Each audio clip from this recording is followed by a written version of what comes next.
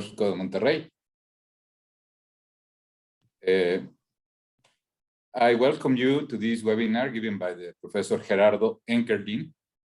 The Professor Gerardo Enkerlin has more than 25 years of great success in high-tech sector, running regional and global operation and delivering large-scale transformation programs, making and executing sound strategic decisions to grow and optimize the business, high passion to transform, and also maximize business function and develop people. Thank you very much, Gerardo Enkerlin, Professor Gerardo Enkerlin, and enjoy this webinar. All right, thank you. Thank you, Gerardo here for the introduction. We have both the same name here, so it's great to see that we have a good participation here. And thanks for the introduction. Let me talk about power skills in engineering management, right? I will cover different topics today. Feel free to interrupt me if some of you that maybe might be taking some notes or want to participate, that's fine. I have one or two exercises where I want to get you guys involved to make sure that we're all on the same page here as I share some of this information. So welcome to all of you, and hopefully English is fine. I do speak German, I speak Spanish as well, and so feel comfortable to make questions in any language you like. All right, so let me start out with this slide here, which I really like a lot. I mean, the future is here, right? And it's ours for the shaping, right? So each one of you, I don't know your background, I don't know what you're looking for, what you're trying to do as a person, as a professional, but clearly all of us have a say here in the future, right? And so the topics that I want to cover today, I want to quickly introduce myself, even though Gerardo just did that, and then talk about engineering management and all the different power skills. And for me, the power skills are hard and soft skills, right? We're going to talk about project program leadership, which becomes really important to you as a professional, as a leader, value leadership, innovation leadership, business process reengineering leadership, customer in leadership, leadership through empowerment and ownership, and also holistic thinking. And all this combined, you know, we believe, and especially for engineering management, are key for success. Okay, so let me give you a little bit of background about myself first, you know, just so you understand my international background, right? I was the former executive director for HP Guadalajara and HP Shared Services. That's the HP computer company. Right now, I'm a business owner, I'm a professor, I'm a consultant, and an external board member. And you can see my education here. I lived mainly in Mexico, but also in the US and Peru. And my undergrad is in engineering management, which was kind of like a breakthrough many years ago, right? And then I have a manufacturing engineering degree from the University of Texas. And then I have postgraduate studies from Wharton, Stanford, from Harvard. So 35 years experience in high tech, right? I started two businesses on my own. One made it, the other one failed. But you learn a lot when you fail, you know, you fail fast, right? And then I moved into management like 25 years ago. So, you know, I've been around, you can see some of my gray hair, you know, I've been around doing different things the last 35, 40 years.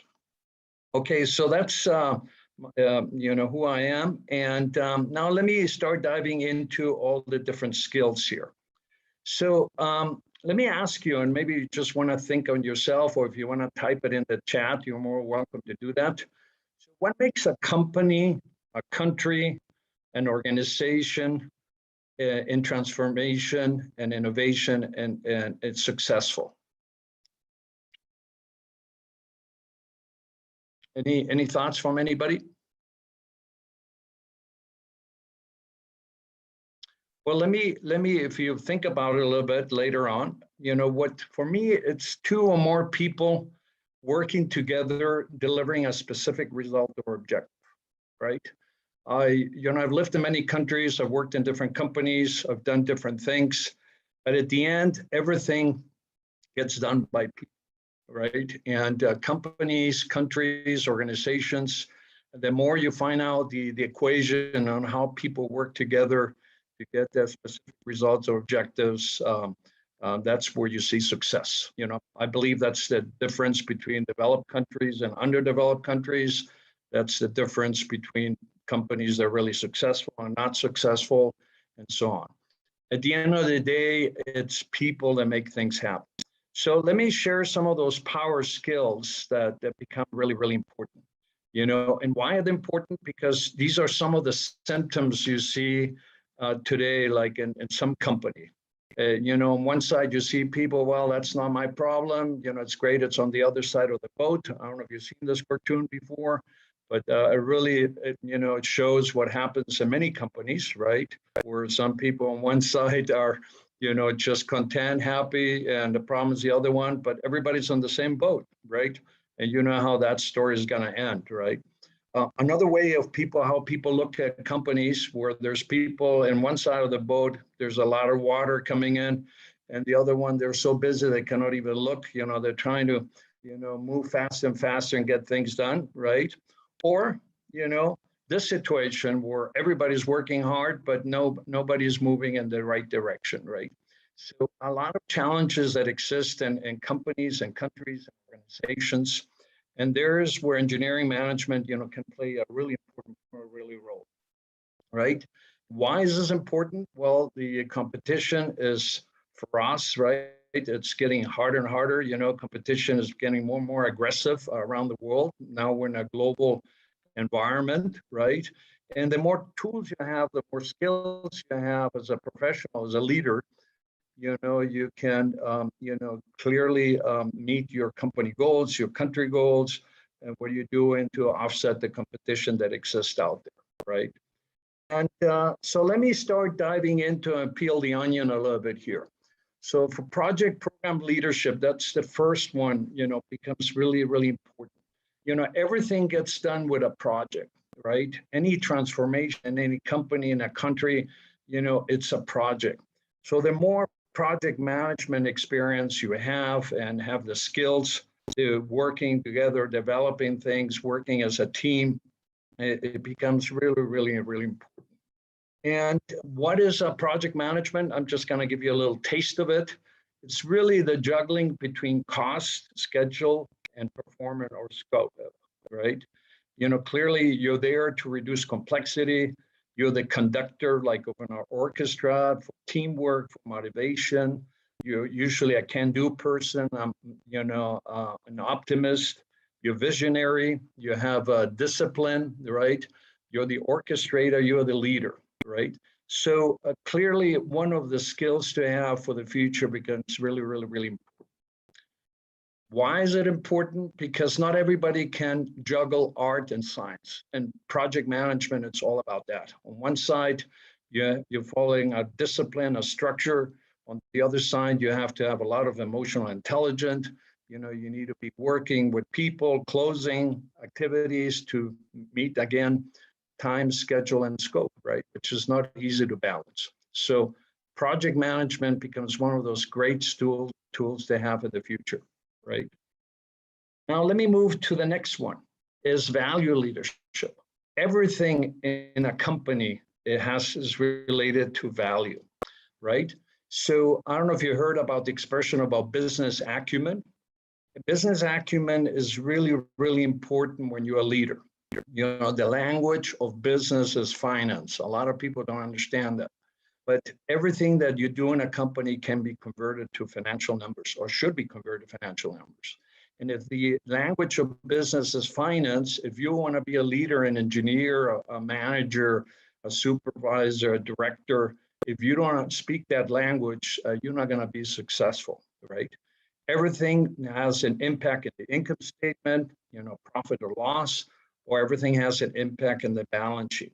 Just to give you an example, you can look at your field inventory of aging, which has an impact in the bottom there. You can see on return on assets, which that helps you to improve your fixed asset efficiency, which at the end improves your capital efficiency, which is really what all the company is looking for. You know, continue to provide value to customers, value to stakeholders, value to stockholders, and so on.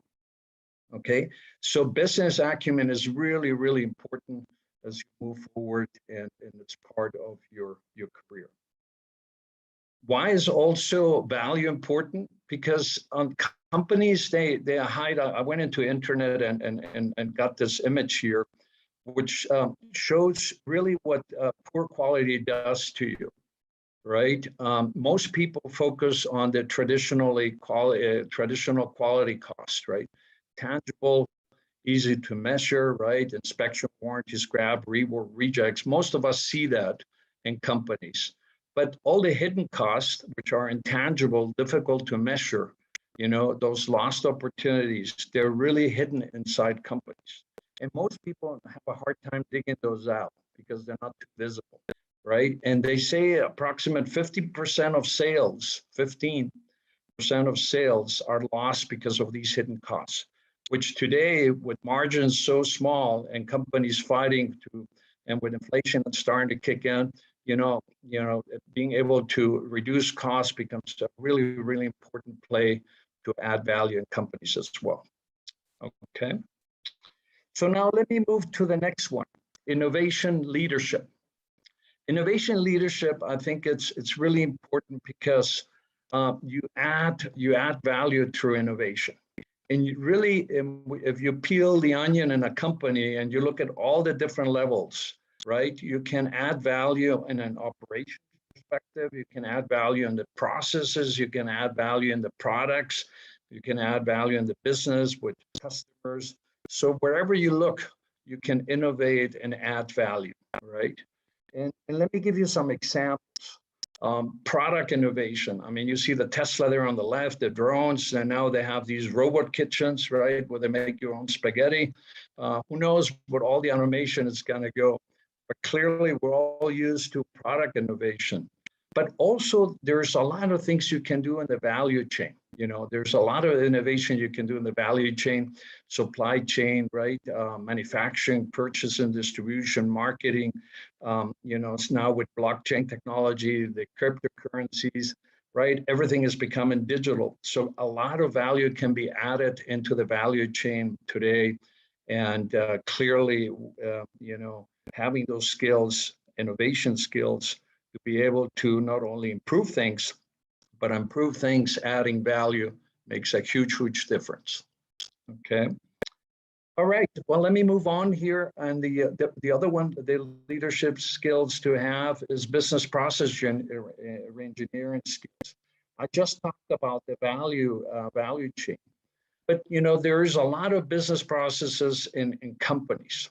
Right, you have the customer strategy, relationship marketing, right? Customer acquisition, sales, employee development and satisfaction, technology management, quality process improvement, change, product development, product service delivery, accounting management, financial analysis, and of course, management responsibility. In all these areas, you can do re-engineering, you can add value, you can make things different. And, you know, having those skills, not only technical skills, financial skills, and being able to have those analytical skills, you know, you can look at each one of these areas, understand those areas, change those areas to make the company more successful as they move forward. So again, business process reengineering becomes fundamentally important in whatever you do. Let me move on then to customer and leadership. Customer leadership becomes important because most companies in most countries, most people will look, you know, from the inside out, right? And really, when you look at customers and when you run a company, you should always look things from the customer in, everything from the customer perspective. From a value chain perspective, right? Look at from the customer side of the house and then reverse engineer into the company, your planning process, your innovation process, your product development process, your supplier aligned and sourcing process, right? The same thing goes with the supply chain. Most of us, when maybe some of you are already working, you know, we look at problems from the company out, right? You know, what are we doing wrong to serve our customers? And when you start looking at things from a customer perspective, you get a totally different view, different data, different perspective, different analytics, and that will give you great insights to solve problems. All right. So keep that in mind. The customer perspective becomes really, really powerful as you do transformation, as you do leadership, as you do apply some of the skills that you have or you're going to learn in the future. Let me move on here to leadership through empowerment and ownership. And this one becomes one of the most important ones. If you're going to be a leader, I call you a leader, not a professional, because I think we're all leaders in one way and another. At least leader of our own life. But once you start working, you're leader of your project, you're leader of your activities. And the mindset becomes really, really important. So let me give you an example of what I mean with empowerment and ownership. Leaders usually pull information, they pull their people, they pull the work, versus a boss who usually, pushes it or delegates it. I don't know if you've seen this cartoon, I like it a lot. That really makes the point, the difference between a leader and a boss. A leader usually is really committed, they're involved, and they pull through.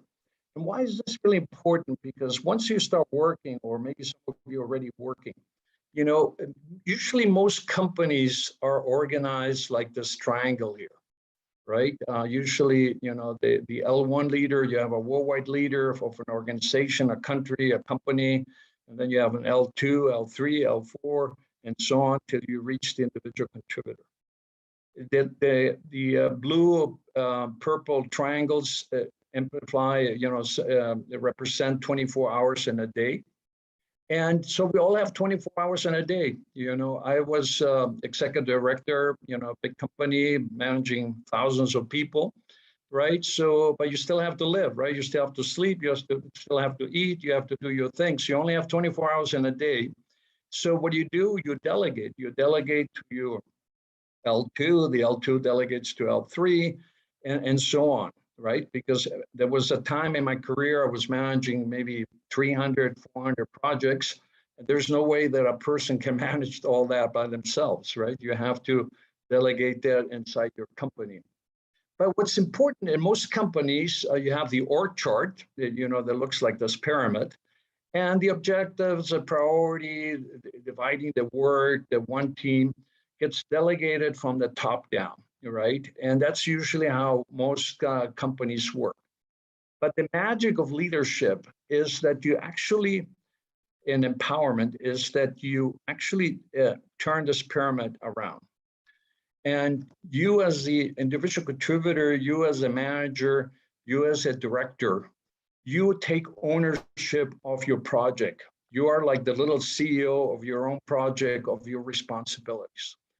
And when you do that, things change. You start pulling information, right?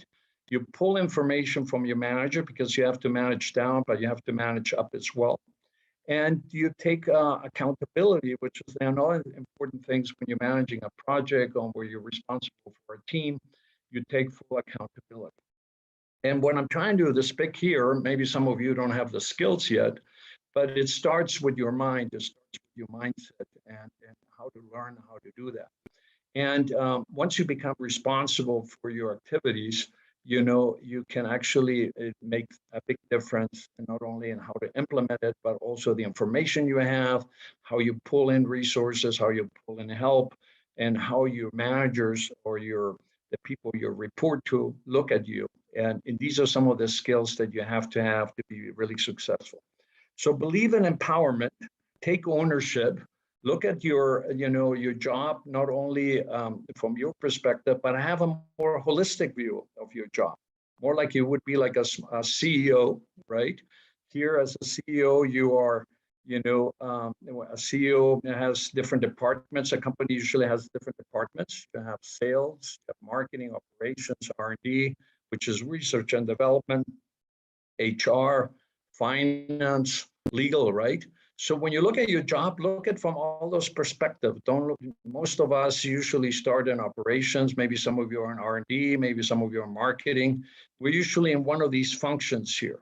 But as you move forward, if you manage your job or your leadership like you would be like a small company, and sales would be, do people know what you want and what you're doing? Marketing, do you have a 3 or 5 year career plan? Is it visible? People know what you want to do, right? Operations, are you delivering operation excellence, right? R&D, are you thinking out of the box? Are you simplifying your work, right? So we all have an R&D functions in our jobs, and we should have that. Of course, if you don't know how to do it, that's why it's important to learn some of those tools and skills. HR, are you improving your soft skills, right? Your emotional intelligence, are you getting better at that? Finance, do you know what your return of investment is, right?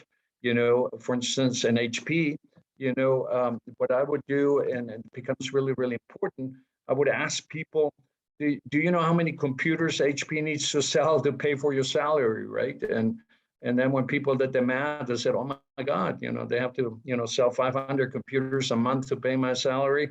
All right, wow, try to sell 500 computers every month, right? So, I mean, it becomes interesting when you have that perspective. And of course, the legal part, it's all the standard business conduct, all the audits, everything that you need to do, right? So again, it's a more holistic view of your job, and that will enrich it. And if you're managing a team or a project, well, the same thing applies. Don't only look at your project, are you sending minutes, visibility, communication, marketing? Do you have a roadmap? What's the next project? What are we trying to do in our department? What's the roadmap of the different products that we have? Operations, right? Are we managing schedule, the scope and resources well, right? R&D, can we improve our projects better, or our team better, right? Connecting the dots. HR, teamwork, negotiation, collaboration, right? Finance, return on investment, again, efficiencies, effectiveness, your budget, right? And then legal, most project people forget documentation and audits, business conduct and so on. All that's included. Again, it's a more holistic view and how you're looking at your job, how you're doing your things, and the skills you need to be able to do that. And why this is important, because companies are not triangles anymore. Companies are more like networks. People play different roles. This might be the CEO right here, and this is a CTO, and everybody in the company pretty much can contact anybody and work around, the system and work with the system to get things done. So companies are not as militaristic as they used to be. They're more like a network. So everybody that has a responsibility needs to know where the company is going and what needs to be done, right? So let me give you an example here that I found in nature that I really like, right? Everybody, I don't know if everybody knows why geese fly this way, right? In here, I'm transmitting from Mexico, but geese fly from Canada all the way to Mexico, every year, right? How do they make it happen, right? I mean, that's a lot of distance, and they make it in a couple of weeks, and they all get here, right? What the reason geese fly this way is that the lead goose right here, it's breaking the wind and it's doing most of the effort. But when the lead goose gets tired, it flies back till the end. And then another goose takes over the leadership. And actually all the different goose, every geese, right, the different geese right here, can do that. So in a company, it's really important that, from a leadership perspective, everybody knows where the company is going, what it's trying to do. And, every leader doesn't mean that there's a lot of CEOs, there's only one CEO, but every leader should know where the company's heading and what needs to be done. And to find out that information and have the skills to know where the company is going, well, you need some of the hard skills, some of the soft skills to be able to understand that and move across the company so you know where the company's heading. Okay, so hopefully this example makes it a little bit more easier to understand how important it is from a leadership perspective. Well, and let me just wrap up here the next two thoughts here, and then we'll open it up for questions. But the other important thing is holistic thinking. And now I would like everybody participate a little bit more. I will give you a little bit more time. And I want you right now in your chat, do a quick exercise, right? If you're starting a new job, what would be the 5 questions you would ask, to your boss that day, right? The first day. So if you can go into the chat, I just opened the chat here. If all of you that are participating here, what would be the 5 questions you would ask? I mean, real quickly, whatever comes to mind. I mean, this is not a test, nothing, but, all right, Pablo, thank you. What is expected from me? All right. Okay, where are we at? Okay. Continue. I don't know who else would like to add it. You can do it in German or Spanish as well, whatever you feel comfortable with. Okay. What else? Okay, any ongoing projects I'm getting into? Okay, Pablo, thank you. Okay, let's see who else.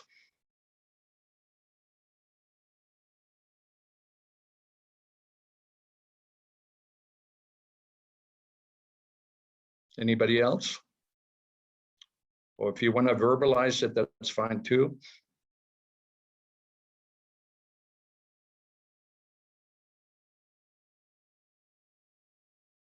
Okay, the metrics and what are the objectives, right? All right, how am I going to read that? Sara, thank you.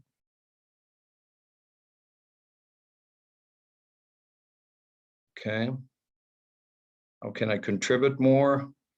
Current strategy and scaling down. All right, good. Let's do 1 more minute. Let's see if anybody comes up with more. What would be the basic things you would ask? You're starting, you're one employee and you're starting. Current strategy and scaling down. Okay. What's my schedule? Pablo, thank you. Yeah, that's important. Okay. All right, 1 more. Let's do 1 more.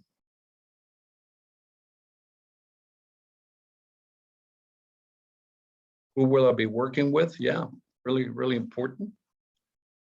Excellent. All right. Well, let me now, thank you for the inputs. I mean, those are good questions, and I probably would ask the same thing. But now let me ask you another question, and this, I'm doing this to make a point. And the next question would be, and if you can see it right here, also in the chat, what would be the 5 questions you would ask if you just bought the company, and this is your first day there in the company? You just came in, you bought the company, you're a millionaire, just bought the company, and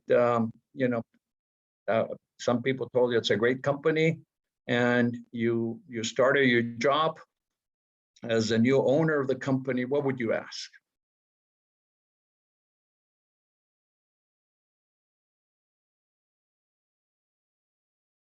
It's your company. What would you ask the first day? Sorry, can I ask rather than right? Yeah, you can, Pablo, you can talk as well. Go ahead. Yeah, thank you, because I'm using my tablet and it's really difficult to type. Yeah. I didn't know, I don't know if it would be my first question, but for sure I would ask about the main representative of the company, the main director, for sure the relationship between them. I mean, how is going the company, which is the relationship between, I don't know if I should ask if I do that like if I would do that in a manager way, because for sure I would ask that, because I think it's something interesting, at least for me. No, thank you. Yeah, and let me read some more here. So thank you, Pablo. So what strengths and weaknesses did you identify? What's the current state of the projects in course? Alejandro, anybody else? Let me see if anybody, what else would you ask? You're the owner of the company, right? Previous objectives. Okay, good. I think there are some other comments before from Lucas. He was saying, oops, I lost it. Who are the 5 most important people I need to talk to? Alberto also wrote, what have we been doing up to this day? Roman wrote, what strengths and weaknesses did you identify? And also Alejandro wrote, what is the current state of the projects in course? Excellent. And there's some more, right? Where do we stand financially, right? What's not working properly in the company? All right, good, excellent. All right, what problems were you facing in the past? Yeah, so great, great answers. And what I wanted to do this exercise to go to the next point. You know, when you look at a company, you need to have holistic thinking, right? End to end. And it's really important. We're all employees. You know, I was an employee from HP 30 years, right? But you know, when you change your mindset and you think like the owner and not like an employee, you come up with different questions and you look at things differently. Yes, of course, you need to do your job, you need to do your responsibilities, but you start, you know, caring about business acumen, trying to see why that project makes a difference, why what you're working on, how it's going to help the company, how you're going to add value to the company. Because at the end, it's all about the company and your customers, right? And we're all there in that company to play a role. If you start your own company, you want to provide a service, you want to provide value to your customers. But at the end, you want to understand what this is all about, right? So with this little exercise, I don't know if you saw it, your mindset changes completely, you know. When an employee, you tend to box yourself in, you're trying to play your role and your responsibilities, which is okay, right, to get started. But later on, you know, as a leader, whatever role you play, you need to understand the context. You need to understand what the company is all about. And the more skills you have to do that, you know, the more it's going to help you as you move forward in your career. All right. So holistic thinking, end to end, is really important. What happens upstream, what happens downstream in a company becomes really, really important.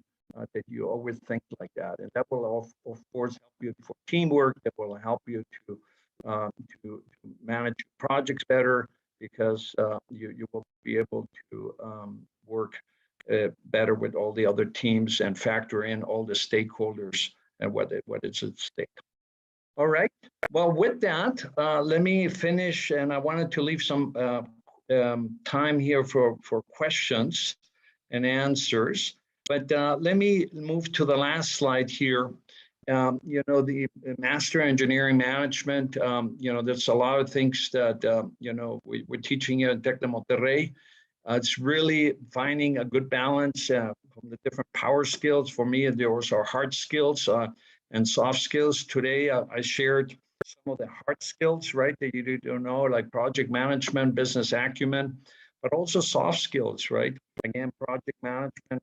You get projects done not only by doing the task, but also working with people across the aisle, doing different things that you got to do to make sure that your career takes off, your project takes off, your company takes off, and whatever you do. So hopefully I was able to, at least in a nutshell here, in half an hour, explain to you, you know, some of the power skills of engineering management. And with that, let me open it up for questions. This is one of my favorite pictures. This is in Singapore. I don't know if some of you have been in Singapore, but clearly a country that's moving forward, evolving, innovating for the future. And so thank you very much. Vielen Dank, gracias. And let's open it up for questions, Isaac, if that's okay. Yeah, that's great. Thank you very much, Gerardo. So I think people have started raising their hands. So Alberto, could you please go ahead? Yeah. Hi. Good morning. Thank you very much for your talk. I wanted to ask you. Some people say that leaders are born. Others say that leaders are made. From your talk, I believe you think that leaders are made. What can we do to enhance or to be better leaders? Is there anything we can do on a day-to-day basis? Thank you. Yeah, for sure. Thank you, Alberto. Yes, I'm a strong believer that leaders are made, right? You know, from the get-go, I believe everybody's a leader, right? You need to, of course, know what you're good at, right? And, you know, explode your talents. But, you know, if you want to be in business and you have leadership, you're looking for leadership inside a business, clearly what I would recommend is to get business acumen as kind of from the get-go, right? Business acumen is that you actually know how to create value, how to speak the language of business, which is finance, which is what I just shared with you guys, right? And it's not learning accounting, it's not learning finance, it's actually putting the business and the numbers together, right? A lot of people, you know, have a business degree and they know the financial numbers, but they don't know how the operations or how the company works, right? So you need to understand the technology, you need to understand how things come together, and then be able to, you know, be able to track it financially. And that way, it's a really easy way to add value, to make changes, to sell your ideas better inside a company. And, you know, leadership is also about selling your ideas, selling your, you know, your projects, your activities, and having followers with that, right? And the more you understand business acumen, I think it's going to help you a lot. All right. Another thought that comes in mind, Alberto, if you don't have a strong financial background, of course, you know, continue to get higher education, right? But also read books about financial novels and things like that. It's a great way to start learning a little bit more on the financial side, right? Okay, perfect. Thank you very much. We have 3 more questions, Gerardo. The first one from Pablo Mayagoita. Hello. First of all, thank you, Gerardo, for your time and the webinar. It was very interesting, and I think I learned something. So thank you. So my question, or like the experience I want to hear from you, is how to manage change. And this comes from a personal experience while working on an implementation project related to Lean Six Sigma and, well, continuous improvement. And it was really difficult to get people in the boat, you know, like we had the owner of the company with us, but it was still really, really hard to get to them. So any recommendation, thoughts, or experiences regarding this topic? Yeah, for sure. You know, that's where soft skills become really, really important, right? Teamwork, managing change, and negotiation. You know, and no matter what change you manage or what team you manage, there's the forming, the storming, the conforming, and the performing, right? And so you as a project leader, or if you're managing change on a project, or trying as a manager managing change, you need to understand that no matter how little the change is, that every person goes through those 4 stages, right? And you need to identify that, because maybe you as a project leader, you're already in the conforming, performing, but if you have people on your team that are still in the storming because they don't understand what's going on, or don't understand the context and so on, then it's really important to understand where every person is. You know, that's would be my first recommendation. Second is, when you're managing change, I think many times we get bogged down in tactical conversation, right? So I think you also need to stay more strategic, where people understand why we're making the change. What's the benefit of the change? The benefit for the company, for the country, for everybody that's involved. And the more you can, you know, provide that information and remind people when you get stuck through the change, why are you making the changes and all that, the easier it becomes. So, you know, don't be afraid to take a step back and move up again from a strategic standpoint, why you're doing things, and then come back again to regroup people. Because usually change, most of the times, is for the better, right? And yes, some people might be impacted more than others, but you know, finding that win-win solution, a win-win argument, it's not easy to do, but it helps a lot to move projects forward.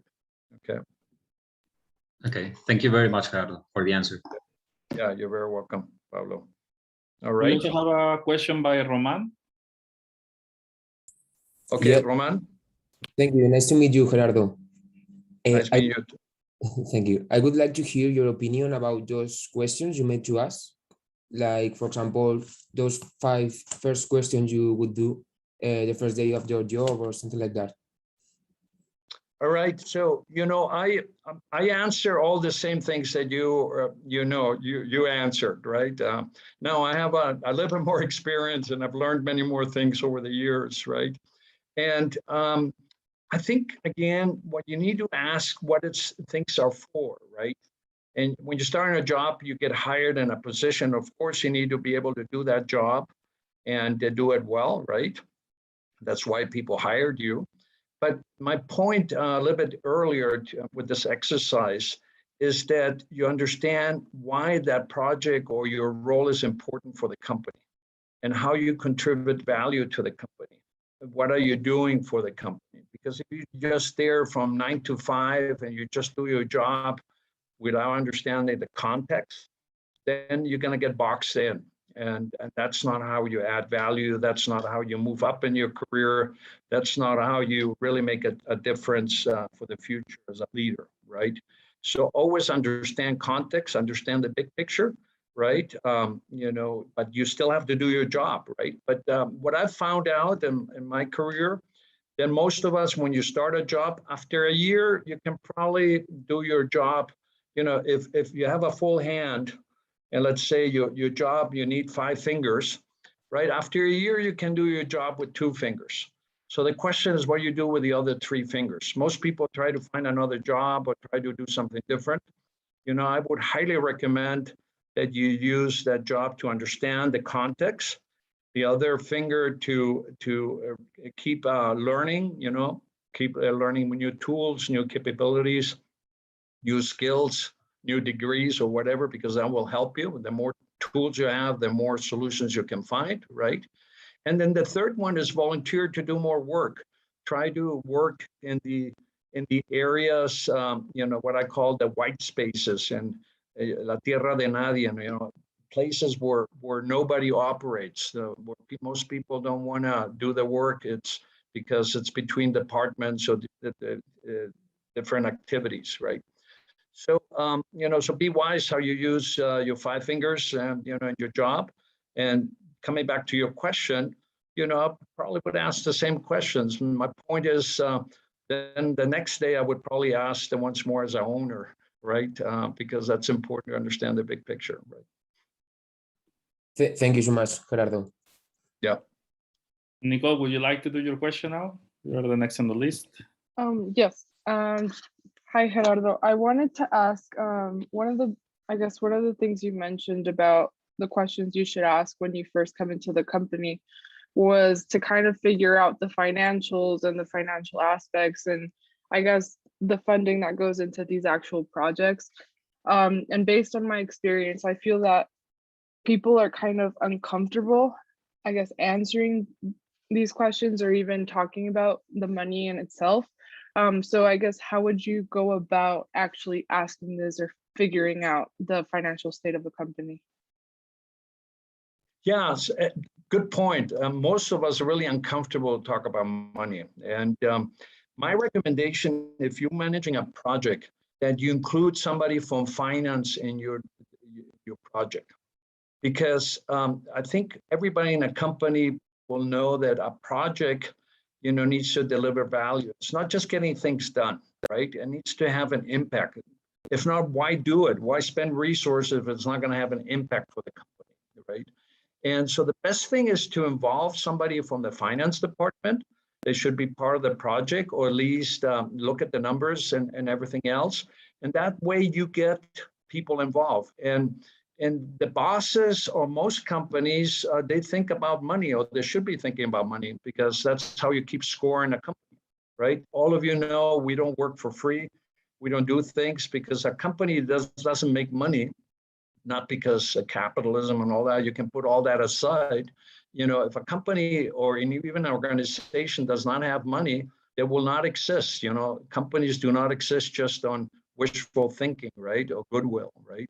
They need the money, and money is the way to keep score. And anything you affect with that, it makes a difference. So I would involve somebody from finance. I would involve somebody that feels comfortable with that, right? And you will see you can make a big difference there. Plus, it validates what you're doing, because sometimes as a project manager, it is juez y parte, right? Like we say in Spanish. You don't want to be, the one that presents the numbers and validates the numbers. You want somebody else from finance, somebody that validates your numbers and gives you the trust that you're doing actually what you're promising and delivering value, right? Hopefully that helps, Nicole. Yes, yes, it does. Thank you. You're welcome. Pablo Martin. Yes, hello Gerardo. First of all, thank you for your time and all the information you provided to us. And my question is regarding the new trends of leadership and all this. How important do you think it is for current leaders that have been working for the same or for different companies for a lot of years to keep update with the new trends regarding leadership? And how do you think it's the best approach, like to read books and to go to or do trainings and so, or either to make your younger employees make you be updated and find a way to manage with them or to manage the team? Yeah, so you were cutting out a little bit, Pablo, but you said, what's the best way to become a leader? Did I hear that right? Yeah, like if you find important to keep update regarding the leadership trends and the skills or the tools that are maybe present nowadays that are not few years ago as a leader. Yeah. Clearly, once you start working, you never stop learning, right? So you have to keep up with the trends. But there's a surprise with leadership, right? Leadership has been around hundreds of years. People have been around 100 years, right? Human behavior, it changes a little bit more slowly, right? So as a leader, clearly you want to stay up to speed with the latest and greatest tools, capabilities, because things become more complex on one side, but also you have more tools. So you need to understand those tools to be able to manage complexity. Let me give you an example. We all have our iPhone or phones, right? And you need those phones now to be successful, right? If you have 2 or 3 bank accounts, just to keep track of all your passwords, you have 3, 4 emails, you have, if you're a gamer, you probably play in different forums with different passwords and all that. So you need more tools to keep up with the information, right? So as a leader, yes, you need more tools to become successful, especially now that everything is becoming digital, right? But at the end, it comes down to people, right? Leadership is mainly managing people and things, yes, but the things they usually do whatever you want them to do, right? And people, you have to convince people, you have to pull, you have to pull your team, pull the work, right? And you have to have credibility, right? And to have credibility, you need to first of all know where you want to go, and then have people hopefully follow you because of your leadership skills and your credibility, right? So I don't know if I did answer your question, Pablo. Yeah, totally. Thank you very much. Sarah, you wrote your question, but I think maybe you can elaborate or explain it verbally, please. Yes, of course. Hi, Gerardo. Thank you for the presentation. And my question is personal, so if you don't want to answer, no problem. I was wondering what was the greatest lesson you learned out of the failure of your business that was not successful, because you said you failed once. So I'm interested in what you have learned and how it helped you to succeed in your second one. No, thanks, Sarah, and thanks for asking. Actually, I failed many times in my life, right? I just gave that example as one company that I started. When I was living in the U.S., I was trying to import Mexican goods into the U.S. and I ran into inventory issues, things like that, and then I had to close my business. But actually, you learn a lot by failure. I don't know if you noticed, Sarah, you probably don't remember, but the way we all learned how to walk, we failed 200 times, 300 times. I have a lot of bruises still on my head. It took me a little bit longer to walk, all right? And but we don't remember that. We don't remember that. how many times we failed to learn how to walk, right? Suddenly we were walking, or the same thing goes with speaking, or the same way, whatever we do. So failure is actually part of our equation. And what we have done in society, because we've become more industrial, failure is not allowed anymore, right? You have to be perfect, you have to deliver things, customers expect perfection, right? But when you're doing innovation, when you're trying new things in a pilot stage and a prototype stage, try things and fail fast, right? I mean, that's the best way to learn, right? And that's how you create changes. So those were the learnings. I have a list, probably 100 things. When I was in HP as the executive director, one time I made a calculation that because of my failures, the company lost $20 million, right? That's I could put that on my tab. Luckily, I made a lot more money for the company, right, than those 20 million, right? But I do have my failures there, and I say that, luckily they didn't fire me because, whatever issue there were, but my return of investment was like 100x, so that worked out all right for me. But failure is part of the equation, and just put in the right context, the right time. Of course, you don't want to try crazy things when you're driving a bus, for instance, right? But clear when you're working and you're doing innovation, you're in a controlled environment, try to fail fast. So hopefully that helps you, Sarah. Yes, definitely. Thank you. Maybe we can do the same exercise. Mara, would you like to explain your question, please? Hello, Gerardo. Yes, it was just that you answered to Alberto that to become a leader, it is a good exercise to read a lot. And I was just wondering if you could recommend the books that you have helped you the most. Well, I have actually a list of 16 books that I can send you that usually, as I teach, I usually recommend the books. But some that come to mind, it's, Who Moved My Cheese? It's a great book. I don't know if you read it.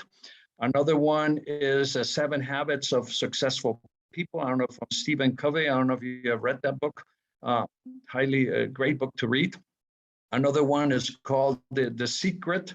I don't know if you read that book. It's all about, be careful what you wish for, you might get it, right? It's, that type of literature.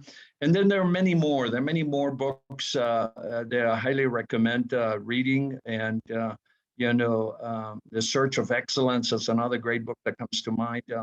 And some of them are classics. Some people, they're not books that were written just last year. They've been around for a few years, but they really help you to grow your leadership skills, you as a person, to grow as a person, and be able to move forward. Really appreciate it. Thank you. You're very welcome. Oh, by the way, there's another book called The Goal. I really recommend reading that one. The Goal, and then Emotional Intelligence from, I think it's Goldman, I think it's the author. Those 2 books are. Would it be possible, Gerardo, that maybe we can ask you for this list that you mentioned, and then we can share with the people who joined to the webinar today? Yeah, I can. Right now, I'll send it to you. Oh, later. I can reach you by email. Thank you. I have one question. Okay. Yes. So, taking advantage that you're here, could you, because you are teaching in the Guadalajara campus, is that correct? For the correct. Yes. So I think you're for the correct. IMIM, which is the Master in Engineering Management, which is the master that our IMIM students join if they do a mobility at the tech. So could you maybe, some of these students are also interested to go to Mexico for a 3rd semester mobility. And I'm asking Gerardo Velasco to have another meeting.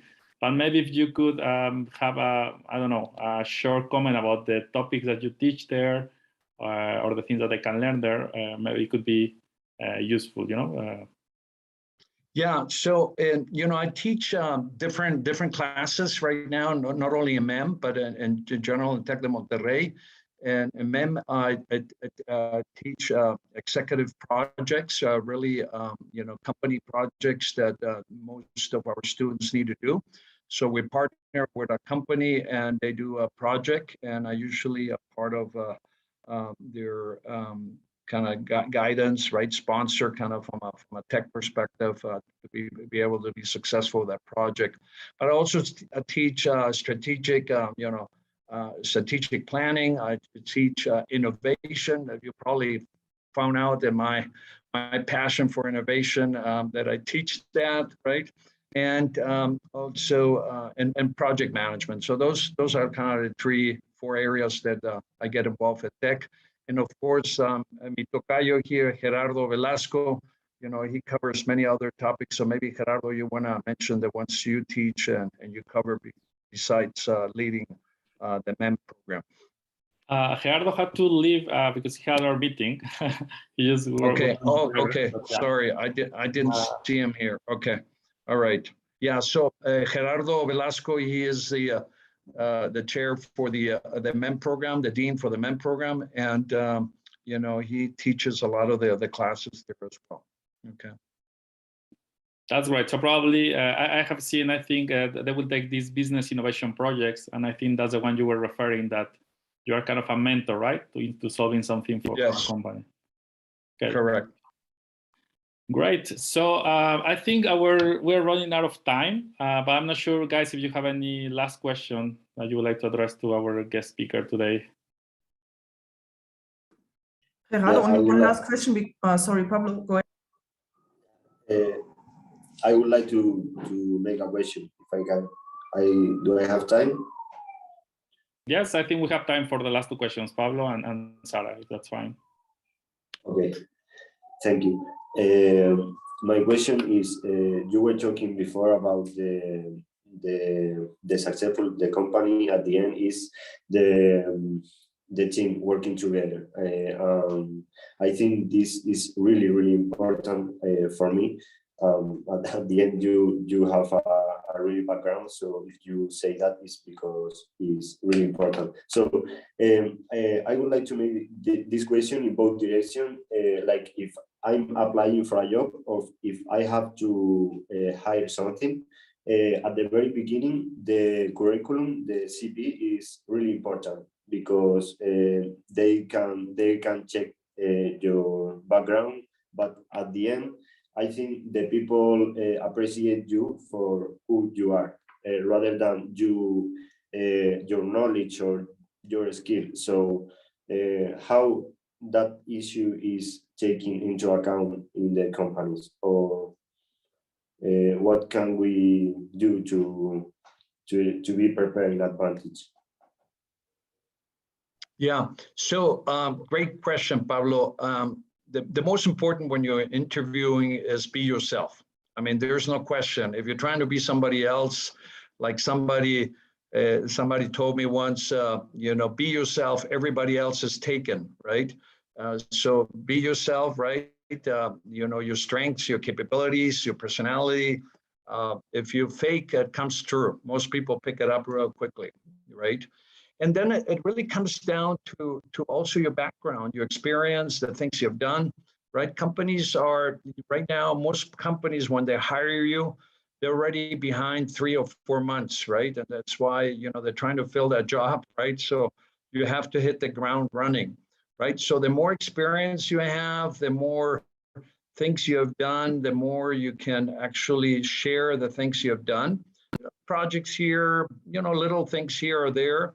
That will speak a lot to the people that are interviewing you because they know they will be able to count on you pretty quickly, right? And it's not going to take a long time to ramp you up. Most companies have their own style. They have their own, culture, the way they do things, their own tools, right? You have to learn those anyhow. But most, you have like a 1 month or 2 month honeymoon when you start a company, right? And companies really want to have somebody that can hit the ground running, right? But coming back to your question, personality is really, really important. Be yourself, right?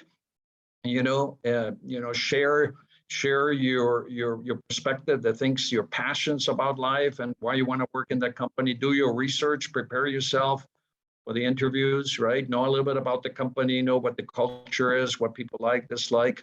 You know, you gotta do your homework, you know, for every time you interview. You know. Thank you. I really appreciate your answer. Thank you. Yeah, you're very welcome, Pablo. All right, and Sarah, I think you were the Yes, last person. Is that correct, Isaac?